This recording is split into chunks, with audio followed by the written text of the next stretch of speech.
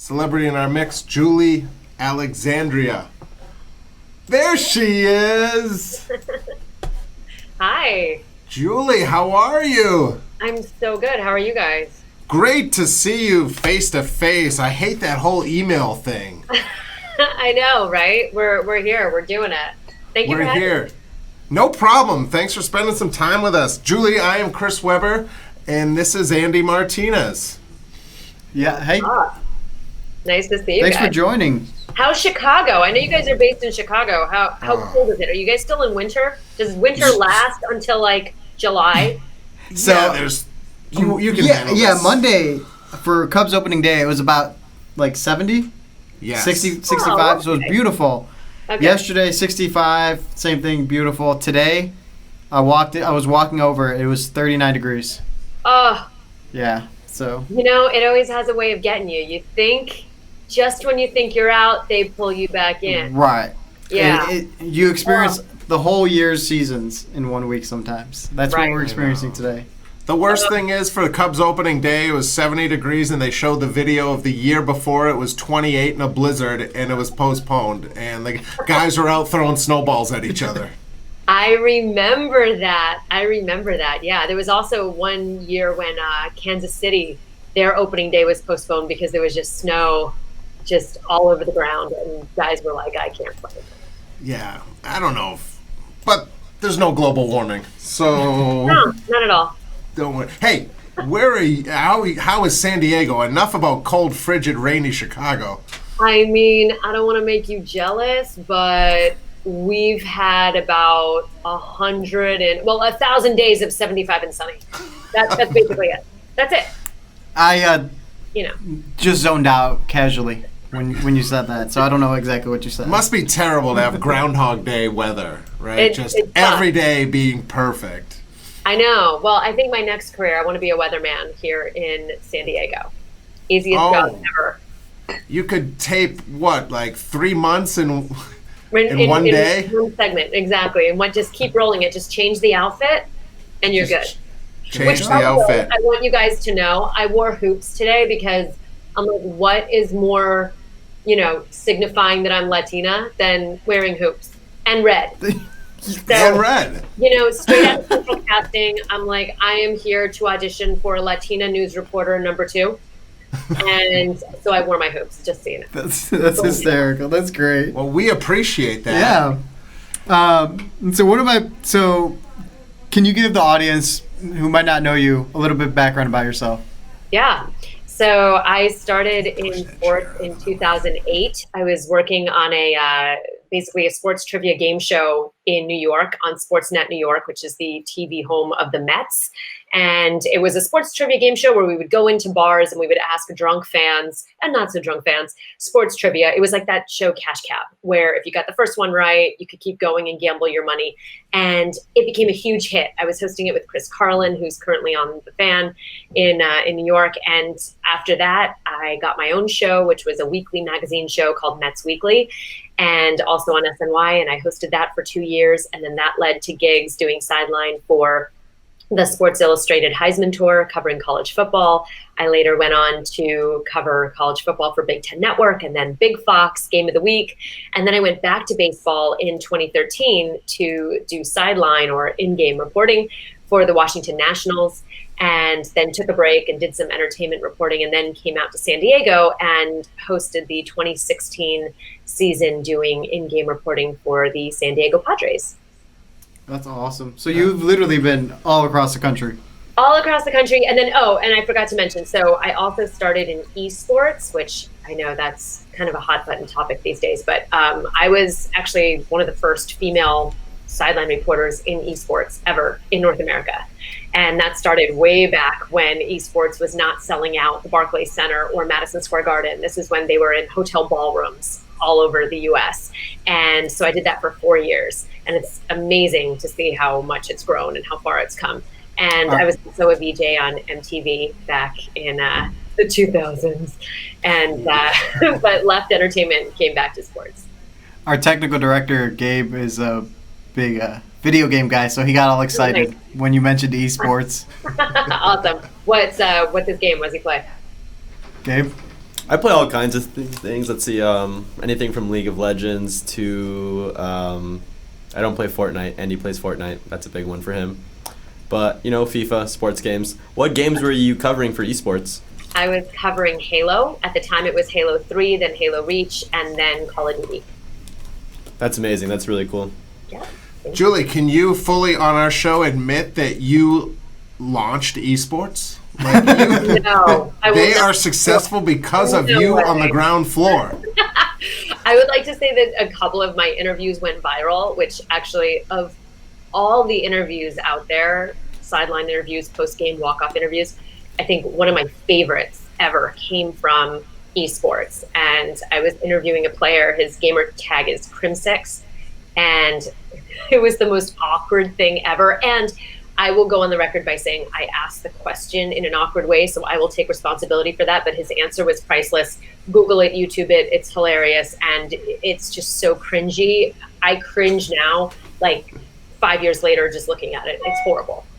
We got a comment on Facebook from Tony. He says, Julie, would you recommend to our friend Chris and La Vida Baseball personnel Old Town San Diego to try authentic Mexican food, and do they make nopales?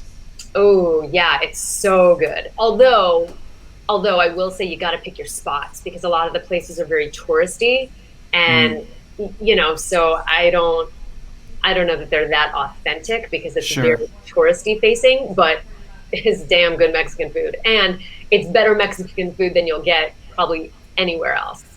If you got a couple recommendations, shout them out. Andy's out there next week. Yeah, I am. I'm on vacation next week. Yeah, I'm in San Diego and LA next week.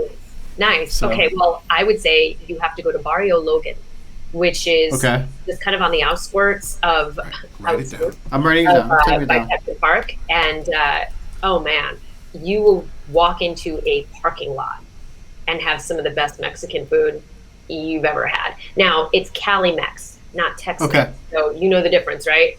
I've heard of it. I have not to like I've experience it. Yes. All right. So Cali Max is definitely more. It's more deconstructed, if you will. It's not a lot of sauce. It's very simple, and it's beautiful, and the flavors explode. It's awesome, but it's very, very easy. Whereas Tex Mex, you have a lot of more sauces and more about the enchiladas. Whereas I feel like Cali Max is definitely more about the street taco and just getting a little carne asada, and that's it, and just plain. But it's phenomenal, and literally some of the best places, hole in the wall spots that you'd be like, no way I'm eating here. But you're literally in a parking lot, and you go in, and there's picnic benches outside, and it'll be some of the best food you ever had. Awesome. Well, I wrote that down, so I'll definitely check it out. Nice. When I'm there next week. Julie, can you tell us a little bit about, as a young Julie, like, where did this love for sports and hosting come from? Was that from early on? Early on. So my parents were huge Mets fans back in the day. I mean, they still are, but huge Mets fans, Puerto Ricans from Queens. And what else are you going to do? And so they were the type of people that had the VHS tape of the 86 World Series, and they would watch it like on any given Sunday. Like, we're just going to pop in the tape and watch Keith Hernandez do his thing. And so I grew up with these names of these Mets greats. And then to have my first job be at SNY covering the Mets was incredible. And it was crazy because I felt like I knew these guys, like these were guys that I grew up hearing their names and knowing their stats. And all of a sudden it's like, there I was in the press office, with my tray next to Keith Hernandez and and like Ron Darling. I'm like, what is this? But I was always really into performing. To answer your question, when I was a kid, I was a competitive figure skater, so I was always really into sports. But I also loved theater. And I originally moved to New York to pursue a career on Broadway. And I was a big theater major, went to Cal State Long Beach and majored in theaters, and I toured, and I did a lot of off Broadway and got pretty close to doing some Broadway and the acting thing. And then sports reporting sort of came out of self-preservation. In 2008, the economic downturn hit. Everybody was losing their jobs. I was doing a show on CBS, and we knew we were getting canceled. And I had just filmed the pilot of Beer Money, which was that sports trivia game show I told you about. And I knew that was going to series. And after that, in 2009, the year after, nobody was getting their shows funded. Everybody was struggling, actors. The only industry that was recession-proof was sports. And it was the only industry that was hiring women to be on the sidelines, and everybody was in this great scramble to find a female to work the sidelines. And it was just when Erin Andrews was kind of coming up, and of course, women in sports had been around for a lot longer than that. But it was kind of the cool thing to have a girl talking sports. At least that's how I see it. And so that time, it was kind of the perfect storm of the best way to transition, and like I said, self-preservation, and to keep a job was to get into sports. And so it was sort of a natural shift. I was going to ask the question, but I'm probably already know the answer is going to be no. But when you started sideline reporting, are there any nerves? But you're an off-Broadway actress, so yeah, I know. Not. It's funny. My dad, who's the biggest baseball fan I know, he said to me when I first took the job with the Washington Nationals, and I was doing all of the games, and I was traveling with the team, and he said, I don't know. He's like, I don't know if you're going to be able to make it. He's like, the schedule is grueling. And I'm like, yeah, but a Broadway schedule is 8 shows a week, with a double on Wednesdays and a double on Saturdays, meaning a matinee, so like a double header, a matinee and an evening performance at 2 and 8 p.m. And I thought, how is that any different? And to be honest, it's not. It's the same. You have to bring the same stamina. You have to bring the same energy, even if it's, game 160. If it's game 160 and your team is out of it and you have a losing record, you got to bring it, because there are people that are tuning in, and there's people you got to entertain. And at the end of the day, it's entertainment. And you have to bring that energy to every game. So I feel like the schedule was really tough, but nothing prepares you for live TV better than live theater, because you have one chance. And if you mess up, figure it out. Yeah, you mentioned your dad. What was his reaction when you started working for the Mets? Or with the Mets? He was so happy. Oh my God, he was so happy. My parents were so proud, and they were so excited. And their first question, of course, was like, "Can you get us tickets?" But locker room passes. My entire family, I think that was like the biggest perk of all of that. But they were really excited. My dad he's like, "Oh, now I gotta pay for the MLB package now, because I gotta." So that was great. And then of course, they always loved rain delays, because they got to see me. They would play my magazine show during rain delays in stadium and then on the network. So my parents always look forward to that. Did you ever get your dad a dinner tray next to Keith Hernandez? No, but you know what I was able to do, which was such a bucket list moment for me and for my dad personally, was 2016 was Vin Scully's last year. And my dad grew up a Brooklyn Dodger fan back in the day. My dad's a bit older. Brooklyn Dodger fan, which then later became a Mets fan, because no Yankees there, kids. And so he was a huge Vin Scully fan. And that year I was working with the Padres, and Vin Scully, before every game, would allow a certain number of fans, his fans, to come into the booth and meet him, which was incredibly gracious, because a guy at that point in his career, his last year, you don't want to be dealing with that, but he was so incredibly gracious and so wonderful and affable. And so I brought my dad into the booth, and I introduced him, and they shook hands, and we got a picture with the three of us. And my dad still to this day is like, that is one of the highlights ever. I mean, to meet him. So that was really touching. That's awesome. And then when you got the job with the Nationals, sideline reporting, what was that like in working with these athletes? I mean, I know you worked with the highest divas in eSports, but now you're working with professional baseball players. What was that transition like, and any great anecdotes? We love stories here on La Vida. Oh, man. Well, I think, my first day on the job was really what put me on the map with the Gatorade dump. With the sports drink dump, and that was one of the best moments, I think, of my career. And it was crazy and shocking. And the team was known for doing those Gatorade dumps, and so that was yeah, that was an awesome moment that I will never forget, and then ended up making the front page of the Washington Post sports section the next day. The picture of me and Gio Gonzalez just, raining down. But as far as interviewing, it's the same. They're all humans. And sort of my approach, my personal take on interviewing, whether it be a famous director, actor, producer, athlete, is that they're all humans. They're all people. And you want to get that story. And it doesn't matter what they just did on the field or on the screen. It's about who they are as people and bringing that out. And so I kind of didn't look at it any differently than I would if I, interviewed Steven Spielberg or Rihanna or Gio or Matt Kemp. It didn't really matter. But working with the Nationals was by far one of the best jobs I've ever had. My summer in DC was phenomenal. And I am forever to this day so grateful to that team, to that front office, for giving me a chance, to the network, to Mass and Mid-Atlantic Sports Network. It was just, it was incredible. And it really, really solidified my love of the game and for doing Sideline.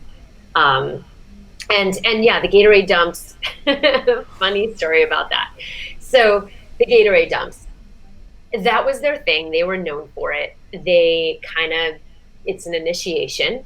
But what people don't realize is that as a sports reporter, after you get dumped on, you still have a job to do.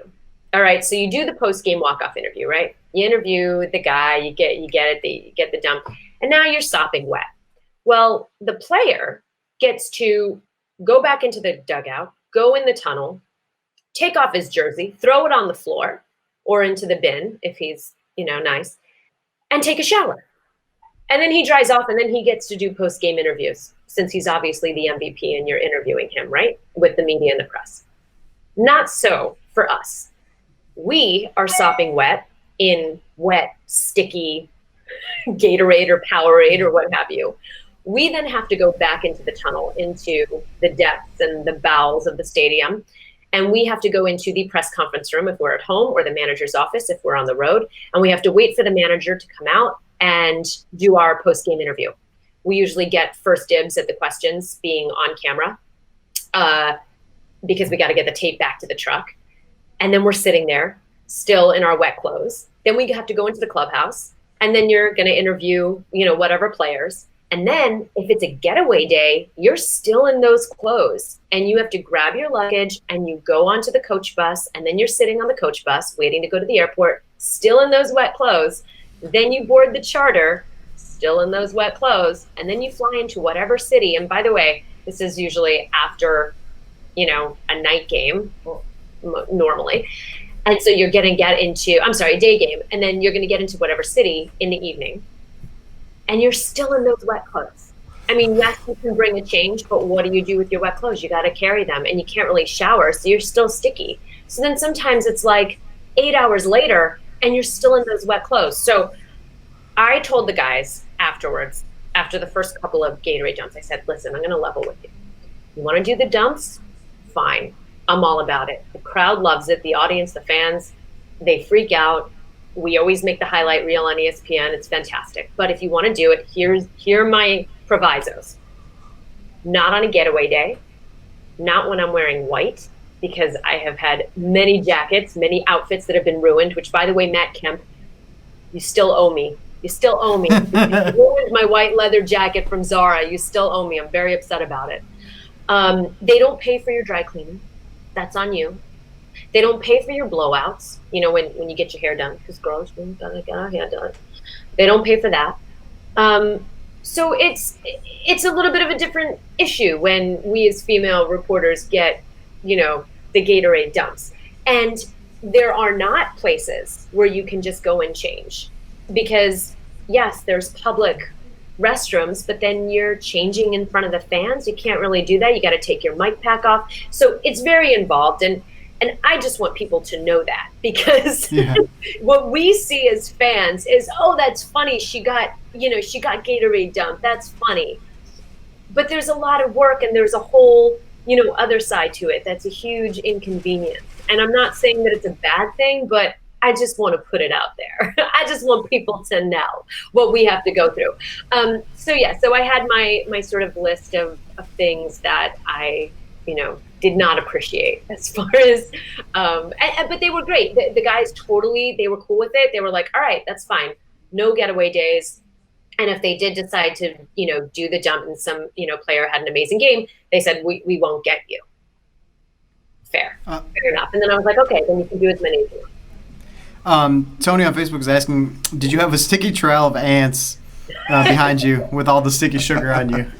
You would think, like, I will say the one lasting thing is that you would smell. You'd smell it. You'd smell that sugary, stuff. And the red dye was the worst. That was the worst. That would just ruin your Why? Because it stained. Whatever the red dye is that they use in their sports drink just stains everything. I didn't know that. To this day, can you even drink a Gatorade or Powerade? No, I don't even drink that. Well, no, that's not true. Actually, that's not true. Yeah, no, it's okay. It's okay as long as it's watered down. You got to do a 50-50, like half water, half Gatorade. I love your detail in your answer because right here on my list of top questions was who pays for the dry cleaning? You do, as the reporter. You do. And to the point where some ball clubs will tell you, we don't pay for dry cleaning. And you're kind of like, okay.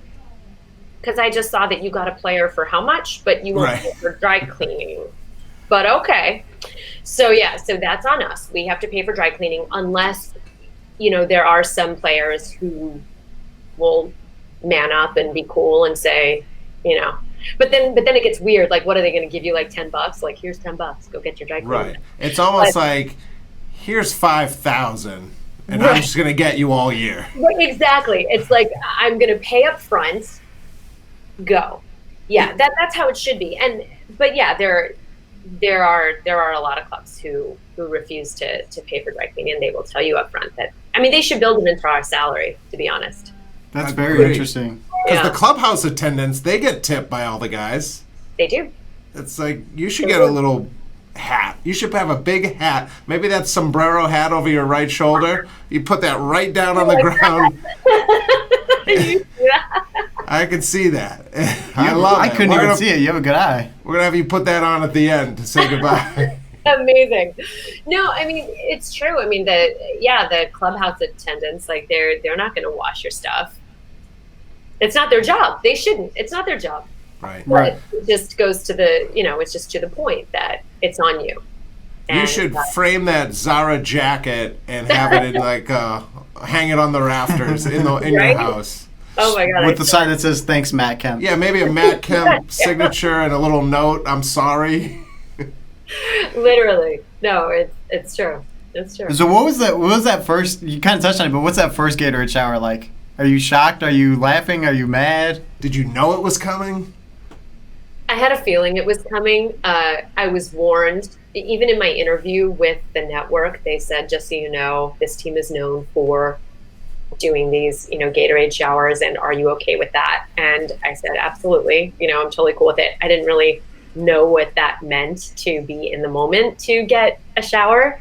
But it was awesome. Like, the game was such a great game, and Gio just twirled a gem, and so it was so awesome. And so, like, to get that Gatorade dump on my first day on the job just felt kind of magical. And you can kind of hear on the tape Drew Storen, because it was the bullpen guys that were responsible for it. That was like their little mission. So it was Drew Storen and Ryan Matthews who brought out the Gatorade, and at the end he says, "Welcome, Julie." And so I kind of felt that it was an initiation. It was a little bit of hazing, but personally, I felt, in a weird way, I kind of felt more part of the family. And I don't want to say part of the team, because I'm certainly not a member of the team, but I felt accepted in a weird way. I think family is the perfect word. Yeah, it is a family. It's dysfunctional, and you love them, you hate them, you have different, professional relationships within the family. And so it definitely, it feels like a family. You are with this team with the personnel, with the broadcasters, with the technical support, you are with them every single day, and you see them good, bad, ugly, win, lose, on the plane, in the hotels, on the road, at home. And so, so to have that, and I think it was also really important that I wasn't upset about it, because then that would have gotten us all off on the wrong foot. Yeah, Right, yeah. you played it correctly. Yeah. So how many Gatorade dumps that year? God, countless. They all blow together. But they respected your Rules. your rules, I guess. Yes, no, absolutely. They did, and also I will say this: the Washington Nationals went, because I, was getting so many of these Gatorade dumps. They said, if you want, you can use our auxiliary clubhouse, which is basically where they have, it's like a small clubhouse, but it has showers, and it's closed off to anyone except for whoever sings, the singers. So whoever comes in to sing God Bless America or the national anthem, they get to use that as like a green room. But by the end of the game, those people are out. So they allowed me to go in there and shower and change, which was an incredible, generous concession. No other team did that for me. That was all the Nationals. And that was really wonderful, because I had a place. I had a place to shower. And but in the moment, it meant a lot. And it also showed that they understood the struggle was real. So I was able to shower before getting on a plane to, Milwaukee, which meant a lot. So, yeah. That's incredible. I love it. I want to ask you, you've been to all these baseball cities. Which one's your favorite baseball city? Okay, so sleeper city, and it's funny, I just said Milwaukee. It is, I was there with the Nationals 2013, and we had a 3-game set against the Brewers with an off day. So we were technically there for 4 days. And I thought, oh God, no, 4 days in Milwaukee, gross. I'm booking my, Uber to Chicago, or I'm gonna, stay in Chicago for that off day, because I would much rather be in Chicago. No offense to you guys. But after a couple of days in Milwaukee, I was like, canceling Chicago. Milwaukee is awesome. Now, I will say, caveat, Milwaukee in the summer, bananas. Yeah. It's great. It's such a cool town. I recommend it to everybody as like just a sleeper hit. It's that town that you don't think will be fun. It's awesome, and I would absolutely go back. It's beautiful, right on the lake there. It's gorgeous. The food is fantastic. Cheese curds, who doesn't love it? Yeah. And, Especially on an off day. It's exactly. Milwaukee is so that's my favorite sleeper city that you wouldn't think. Of course, Miami. Love me some Ocean Drive in Miami, some Cafe Dive, some Cuban coffee. Love that. San Francisco, favorite ballpark. That, I mean, it's gorgeous, and San Francisco is such a great town. So, and working in the NL West was really fun, getting to go there all, so much. So that's another one of my absolute favorites. And of course, New York. Oh my God, what am I, crazy? New York. Of course. That's a given. You don't even need to say that's a given, right? Yeah, that's a given. I mean, we would land, and I would just, go to my apartment. So that was great. That's got to be nice, right? That was good. Yeah, no, definitely. What about favorite stadium? San Francisco. Yeah. Yeah. So AT&T. Yeah. It's awesome. It's beautiful. We can't let Henry, our social media editor, he's from San Francisco. We're going to have to mute that part, because he's going to be like, oh yeah, AT&T Park, yeah. Sorry. It's awesome. It's awesome. Do you have a favorite player, as well, like on the field as a fan, as well as off the field, maybe a story that you got out of him that, you became a big fan of that person and what he has done in this world? Yeah, that's a great question. Carlos Villanueva, 2016 was his last year, I believe, playing in MLB, and he later went on to play a couple years, I think, in the Korean League. But pitcher for the San Diego Padres, journeyman pitcher. He's a Dominican player, and his English was incredible, but he used his background and just basically his good heartedness to really be an elder statesman, a big brother to a lot of the younger Latino players who were coming in who didn't speak the language, because he would tell me that when he was younger, he didn't always have that. And as a player who came in not speaking the language, you know, you get drafted, you come in, you get picked up, and then here you are in a clubhouse and you can't read any of the signs. You're being served food that you don't recognize. And unless there's other guys on the team that speak Spanish and are able to translate for you, because this was before, actually 2016 season was the year that MLB said every clubhouse gets an interpreter. And before that, it was really on the older guys to step in and to do all of the interpreting and to speak English and Spanish. And Carlos really made it a point to learn the language. He told me that he would dream in Spanish. All of his dreams were in Spanish, but in order to learn the language, he asked that all of the players and personnel around him speak English to him so that he would be forced to learn to speak English. And he ended up later working for the MLB Players Association and really helped out, was a big integral part of the collective bargaining agreements, and really, forgive the phrase, but stepped up to the plate for a lot of players that do not speak the language, and really looked out for them, and would be there for all of those meetings, the owners' meetings, winter meetings. I mean, at the end of the season, most guys just want to kick back, right? You just played 162, you're done. Carlos got on a plane, went to Florida, and was going back and forth and was talking. He was in those ownership meetings. He was talking with those guys. He was coming to the defense of these players to just give them what they deserve and to be that player representative. And just an incredible human and just a really great guy.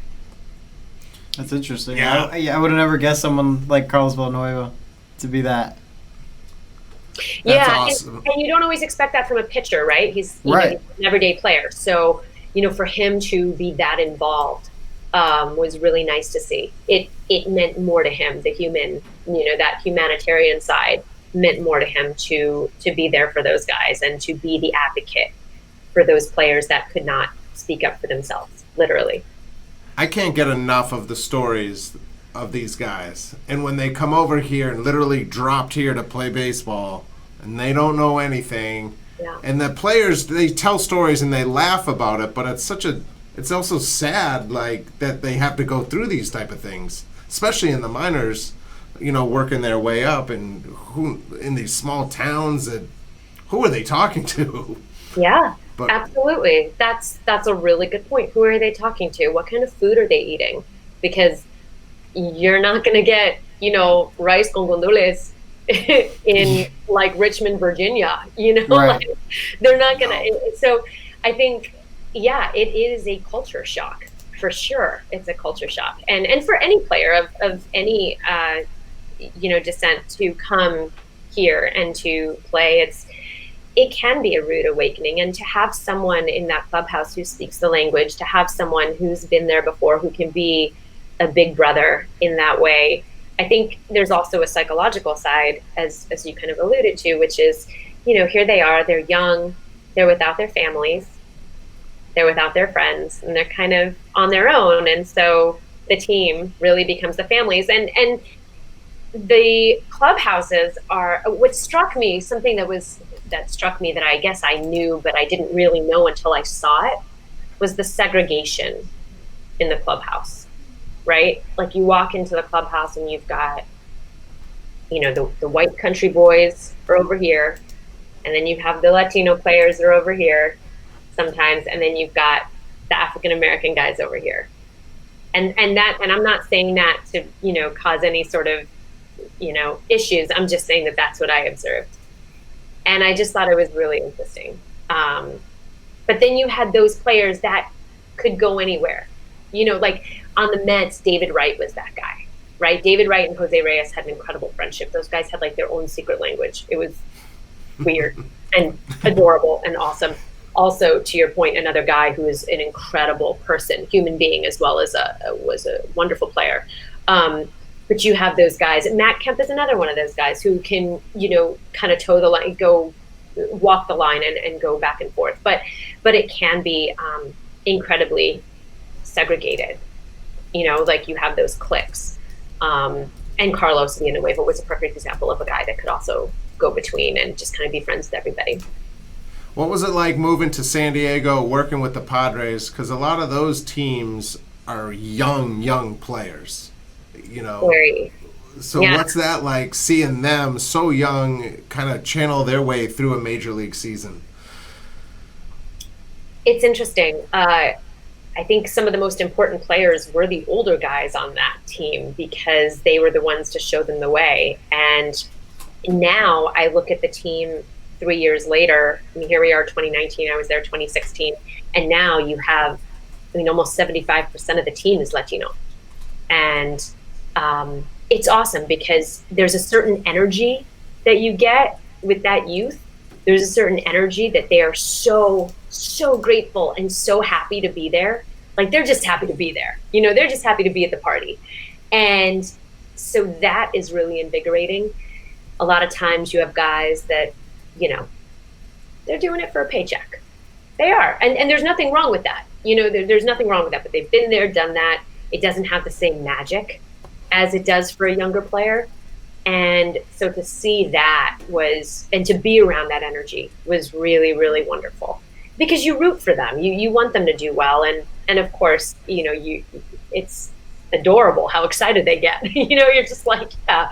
So, yeah, I think for that, there's a certain wonderment that comes with those young guys, and of course, there's a learning curve as well. But really, really fun and exciting team to watch. And I root for those younger guys to turn the older guys with their energy. Yeah. Oh my gosh, it's contagious. That energy is contagious, I mean, I remember, gosh, who was it? I'm forgetting his name right now, but he was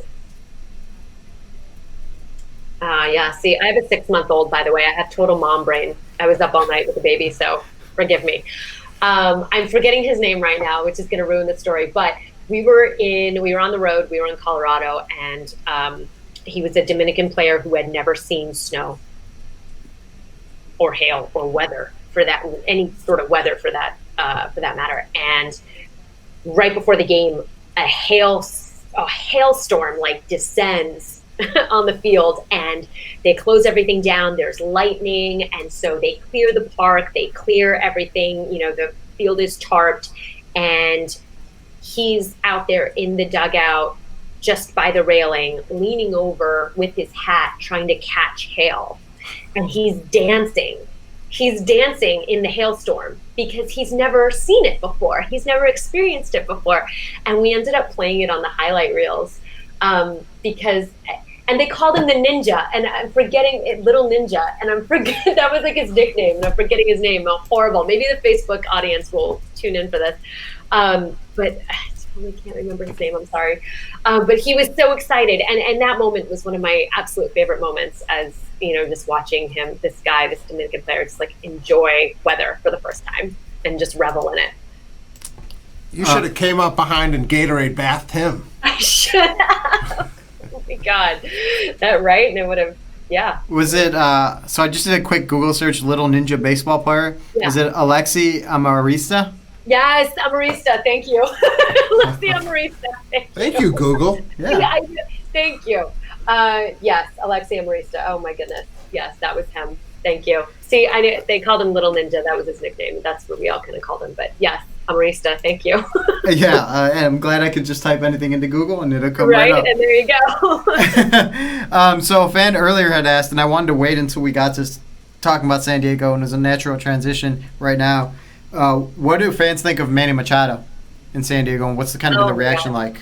Well, as a San Diegan would say, we're so stoked on Manny Machado. He's awesome. I mean, I think their ticket sales at Petco tripled because he signed. I mean, he's so fun to watch. I don't know. I wouldn't consider San Diego a baseball town per se, at all really. But I think he has renewed an interest, which is awesome. And yeah, I mean, he's doing well. He's hitting 244. The guy, he signed for a lot of money. He's an interesting guy to watch, and I think he will do a lot for baseball in San Diego. I think people will show up to the park, which to me, that's good for everybody. When there's butts in seats. Then people talk about baseball losing viewership, but I was happy that they got him. I think there will be a renewed breath of fresh air. People wanting to go see what he can do, and he's a great player. He's a great guy. I remember interviewing him when he was on the O's with Bryce Harper. We did a sit down with the two of them, and he was a great guy. He's a great guy. I know we saw different sides of him in the playoffs last year with the Dodgers, but I think he's a great guy. He's a great player, and I think it'll do a lot for the city of San Diego.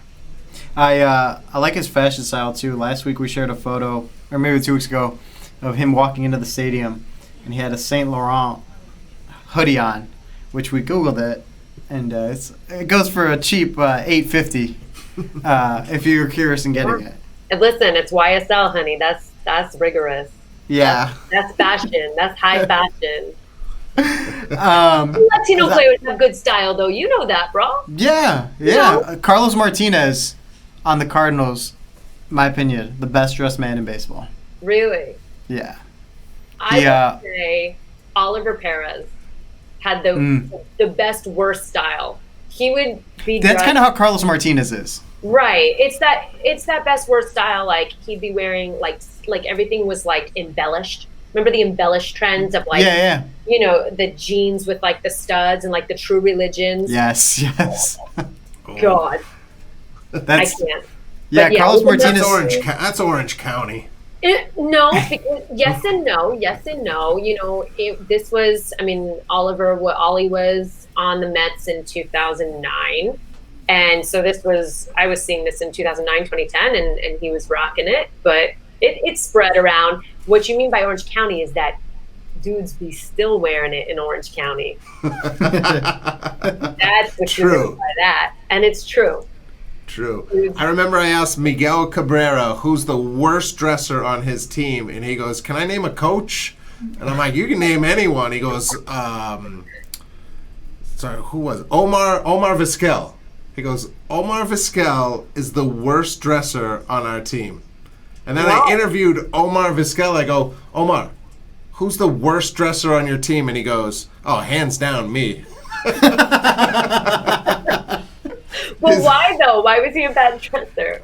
Miguel just says he doesn't care. He's got no fashion sense. He's just sloppy. He just rolls out of bed. I mean... He's probably rolling around in baseball pants, too. He's been in those for like 30, 40 years. It's like... So I'm going to show a picture of Carlos Martinez that I think illustrates the best and worst of him. Yeah. Oh, yes. Look at that track. He's got the $800, $900 Balenciagas on. See, I love it. I love that. Louis Vuitton sunglasses on. Yeah. He's just... But he's got a lot going on there. But think about it like this. Your work uniform is literally a uniform, right? Mm-hmm. You are wearing the same thing more hours in the day than not as 25 other guys or 24 other guys, right? Add in the coaches and stuff. So when you have that moment to dress, you're going to do it, right? And you have to wear suits when you travel, unless I guess you're on Joe Madden's team, then you can have casual travel days. But or costumes. Onesies, whatever makes you happy. But yeah, I mean, travel days, the guys have to wear a suit. So you want to look sharp, you want to look good, and you want to show your personal style. So I get it. I'm all about it. I love the fashion. I love it. And the Latino players especially. It's out there. 100%. I always say the NBA does the best job of showing players walking in before games. The MLB has to do a better job of that. I think we need to do a better job. We should. I tell these guys, just post up and just take a picture of everybody walking in, because you can sit there and talk about that for hours. Okay, well, I'll tell you why they don't, though. It's because, when you have a 7:00 game, those dudes are getting to the ballpark at, 11 noon. I know. Yeah. They're there a long time. that's a long day to Yeah. be there. I mean, I think walking out might be some good content because those guys, because then it's nighttime. Those guys are going out, and especially if they're like in a cool city, they're going out. Yeah. Like they are good to go. Like, yeah, that would be some good time. I would watch that. So we had a question from the fan that I want to read. It was, what's your favorite Broadway play of all time? You touched on it earlier for people who are just tuning it in. You have a little musical background. Yeah. Anything by Stephen Sondheim. He's my absolute favorite lyricist. I would say Into the Woods is probably my all-time favorite show. Assassins.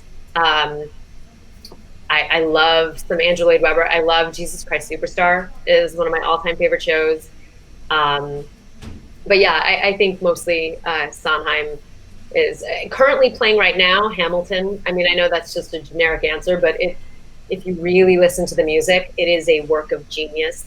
Lin-Manuel has created just an incredible tone with that, and it has changed the face of musical theater as well. So I would say Hamilton for right now.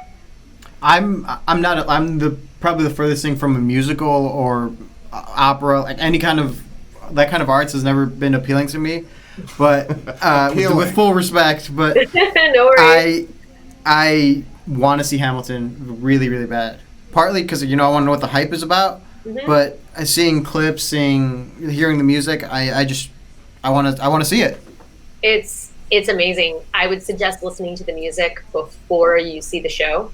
Okay. Because a lot of it can get lost. It's a rap musical, so. I mean, and that's why he wrote it. The story behind Hamilton is Lin-Manuel Miranda was in the airport and he went into like a Hudson News and he picked up the Chernov book on Hamilton. It's like this thick. And he was like, well, I left my book at home. I'm just going to read it. And talk about a chance happening. He picks up the book. He reads the entire thing on his flight. And he's like, this is a story of an immigrant who came to America, who had nothing, who had no family because his parents, his father was non-existent in his life. His mother died when he was very young, and the town took up a collection to send him to America to get him an education. And then he becomes one of our founding fathers, and he's like, this is a rapper. This is the story of a rapper. And he connected with it, and it took him years. He spent 1 year writing one song, and he posted up in Hamilton Heights in New York. And he went to the Hamilton mansion and he asked them if he could sit there, and he sat in Hamilton's study and wrote some of the musical. And it's incredible. And then the fact that he casted all minorities in these leading roles. That's awesome. I mean, he cast a black man as George Washington. We had never seen that before. Right. And it was brilliant. Yeah. And it was brilliant, and it's incredible. I can go on. Yeah, no, and one thing that I love too is when he went back to Puerto Rico and performed just like a month or two ago, not too long ago, performed that in San Juan. Yeah, that was awesome to see. Yeah, and the fact that he sold tickets for $10 just shows you tickets were $10, and to raise money for the funds for the people suffering in Puerto Rico, and that was incredible. Yeah. Let me tell you, when I looked for tickets here in Chicago, they were not $10. I know, right? Well, I will say it's worth it. Is it still playing in Chicago? Mm-hmm. It still is. I walk by it every day. So it's just calling you. It really is just calling you. But you know what? You can play the lottery. You can get $20 tickets. The Ham for Ham. I think it's $10 tickets. Yeah, it's $10. It's the Ham for Ham. It's the lottery, and they have it in every city that Hamilton is in. You should definitely play the lottery. You can do it. Write that down. Do it. Get the app. It's the Hamilton app. Okay. They call it Ham for Ham because it's $10, and Hamilton's on the $10 bill. And for Ham, you get $10 tickets, and you can play the lottery every day. You just digitally, you log in, you click the button, and you're entered in the lottery, and then maybe it'll be your lucky day. I'm actually signing up right now. There you go. Every day. There we go. Julie, as a mom of a 6-month-old, I know it's probably tough, but any thoughts of getting back in Broadway or doing a play, or out there in beautiful San Diego? Yeah, San Diego has an incredible theater community out here. What they lack in sports, they make up for in theater. I mean, there's not a lot of sports out here other than the Padres. We've got the Gulls, which is the minor league hockey team. But since the Chargers left, and I'm not even going to touch that, y'all. I'm not even going to touch that. But since the Chargers left. Too soon. They're no longer here. They're no longer with us. I haven't, there's not a lot of sports opportunities out there. The baseball schedule is just, it's too much with a baby. It's too much. I love it. I miss it. Opening day hit this year, and I was like, oh man, it'd be nice to go back, but the travel schedule is just too much. So as far as getting back into it, I think definitely that could be in my future. I think there's just some incredible theater out here. You've got the La Jolla Playhouse, you've got the Lambs Club Theater Players, you've got North Coast Rep. You have some really, really reputable professional theater out here. So yeah, I will let you know. And then you got to come out and see me in a show. Yeah, there we go. We'll have Andy come on out there. I will. And you will show him that it is appealing. Yes, absolutely. Wait, I don't understand. What is it that you don't like about theater? I think part of it stems from when I tried out as a freshman in high school and didn't make it. Rejected. So it's kind of like saltiness. Oh, okay. So you still scarred? Maybe that's what I'll blame it on. But let it go, man. Let it go. Let it go. Just like in Frozen when she sings, "Let it go, let it go." No, exactly. It's great, but it has to be a subject that you're interested in, And maybe this is the one that opens the doors for me. This is it. Steve said it sounds like a personal problem. It might be. Julie, last question. I know you said San Diego is not a crazy sports town, but talk about the location. Obviously, the Tijuana border is right there, but how popular is the Padres to Mexico and the Mexicans coming in that area going to games? Yeah, absolutely. I think it has a huge Chicano following. I think that it's their minor league AAA team is in El Paso, and I think the El Paso Chihuahuas is their AAA affiliate, and they have I've done a game there, and they have a huge Chicano following, and so yeah, I think it means a lot, and also to see representation counts for a lot. So here you have a border city on the border with Mexico, and you have like the team is 75% Latin. And I think that means a lot. And I think that means a lot to young Latino players, to young Mexican-American kids that can come and see players that look and talk just like them. And so, yeah, I think it's really nice to have that. It's kind of like a partnership, if you will. And a lot of that heritage is shown at Petco. You can go to Petco Park and you can have incredible Mexican food. Like you were asking in the beginning of this interview, like where can you get good Mexican food? You get great Mexican food at the ballpark. Great Mexican food. Because that's important to them to have that. And it's important to them to cater to their, Mexican fans. And I think to be aware of that is really important.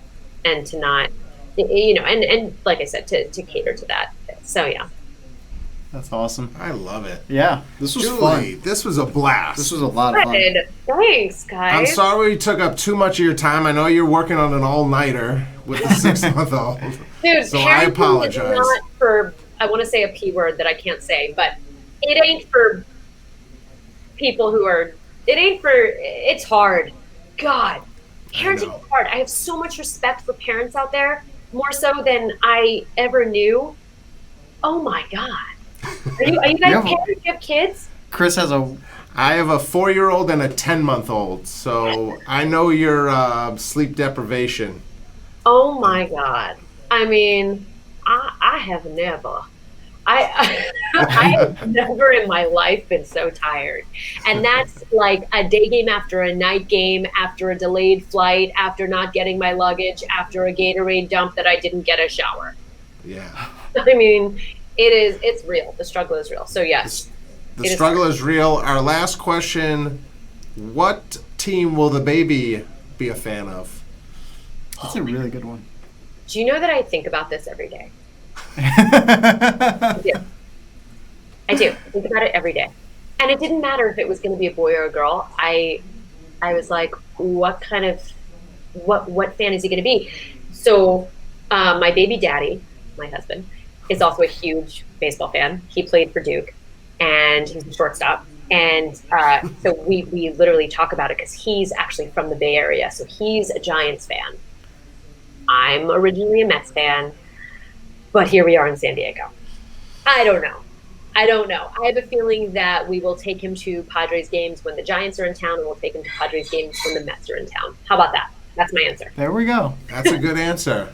I like that. And then if they meet in the playoffs, then just let decide. I mean, I can only have so much influence, you guys. I will say this. This is where the grandparents come in. I will say, yes, my grandfather was a White Sox fan. My dad was a Cubs fan. My brother and I grew up White Sox fans just to spite my dad, I think. That's what my brother and I like to say. So maybe the grandparents will have a say. Absolutely. And they could. I mean, or he could just, get to that age when he really wants to hurt mommy and say he wants to be a Yankee fan. Right. And that is not okay. That is not okay. I'm a Boston fan, and if my 4-year-old would be like, Dad, I'm rooting for them in the pinstripes. No, you're not. No, you're not. I mean, I will say, though, in a playoff scenario, I will always say that I'm an equal opportunity New York fan. So I know, I'm sorry. I know you hate me. I'm sorry. But I'm a New York fan. Like, I'm a New Yorker at heart. I'm from Queens. I will always be a New Yorker. So, like, equal opportunity. I respect that. I lived 10 years in New York City. I love New York City. Love it. But I have a lot of Met fans that will just despise the Yankees. And the Yankee fans don't even think about the Mets. I know. Well, because the Mets are like the little stepbrother that could. And I heard, I'm a huge nerd. I'm a huge Star Wars fan. So someone put it this way. They said, well, the Boston Red Sox are like the Jedi, and the Yankees are the evil empire, and the Mets are like the Ewok.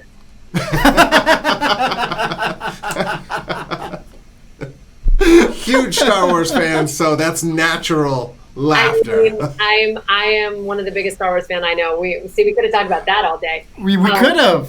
You would have just probably sat there though. Yeah, I would have learned. Everyone has a story. There you go. Julie, thank you so much. I'll let you go back, get some sleep. Hopefully we can see you getting Gatorade baths in the near future. Absolutely. No, this is a pleasure. Thank you so much for having me on, you guys. Oh, one quick tip for you, parenting tip. Yes. In tubs, how I got my little one, literally when she was like 6 months old, I used to just do Gatorade baths on her. And so now she's not afraid of the water. And now I do it to my 10-month-old, and I'll just yell, 3, 2, 1, national champion! And it just douses them, and it gets them comfortable with the water. So there you go. I think my little one might start screaming, but that's really good. Hey, you got to start somewhere. You got to start somewhere. All right. Thank you so much. If we see Matt Kemp, we're going to have him send you that jacket. Thank you. I think you should frame it and hang it up because that's special. I will do that. All right, Julie, thank you so much. Hopefully we speak to you again. Absolutely. Been a pleasure. Thank you, guys. Thank you. Bye-bye.